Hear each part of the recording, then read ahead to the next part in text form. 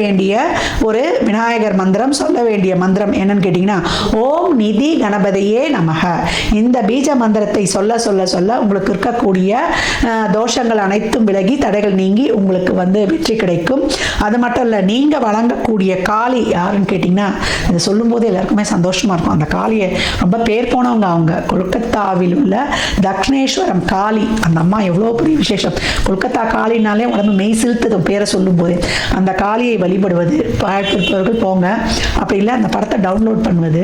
நீங்கள் ஓம் மகா காளிகாயை நமக அப்படின்னு இந்த மந்திரத்தை நீங்கள் வெள்ளிக்கிழமையில் ராகு காலத்தில், செவ்வாய்க்கிழமையில் வரக்கூடிய, குறிப்பாக செவ்வாய்க்கிழமை வரக்கூடிய ராகு காலத்தில் ஓம் மகா காளிகாயை நமக அப்படின்னு நீங்கள் ஒரு 54 தடவை உச்சரித்து ஒரு குங்கும அர்ச்சனை பண்ணி நெற்றியில் இட்டு கொள்ளும்பொழுது உங்களுக்கான ஒரு குடும்ப அமைதி, சந்தோஷம், நல்ல குடும்ப உறவு, பணம், பொருளாதாரம், உங்கள் சொல்வாக்கு செல்வாக்கு உயர்வது, உங்களுடைய தாய்வழி தந்தைவழி சொத்துக்கள் கிடைப்பது, உங்களுக்கான ஒரு பதவி ப்ரமோஷன், அரசியல் செல்வங்கள் கிடைப்பது, ஒரு மாநில மத்திய அரசிலிருந்து நல்ல ஒரு விடுதல், அவார்டு, எல்லா நலன்களும் பாக்கியங்களும் நல்ல குடும்பமும் சொல்வாக்கும் செல்வாக்கும் உங்களுக்கு கிடைக்கப்பெறும். மீனத்திற்கு அப்புறம் என்ன, இந்த 2026 உங்களுக்கு தாறுமாறான சிறப்பான பலன்களை 26 உங்களுக்கு தாறுமாறா பலன் கொடுக்கும் அப்படின்னு சொல்லலாம்.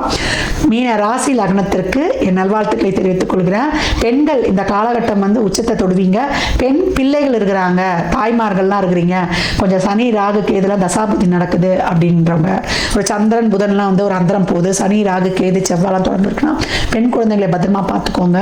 அதே போல் தாய்மார்களும் கவனமாக இருக்கணும். எதிர்ப்பாளர்களிடம் ஆண்களாக இருக்கும்போது உடல் ஆரோக்கியம், வண்டி வாகன பிரயாணங்களில் கூடுதல் விழிப்புணர்வு, எதிரிகிட்ட கொஞ்சம் கவனமாக இருப்பது ரொம்ப சிறப்பு. இந்த அரசு துறை பெரிய ஹையர் பொசிஷனில் இருக்கிறவங்க கவனம் கவனம் கவனம், இதையும் நினைவூட்டுகிறேன். மீன ராசி லக்னத்திற்கு என் நல்வாழ்த்துக்களை தெரிவித்துக் கொள்கிறேன்.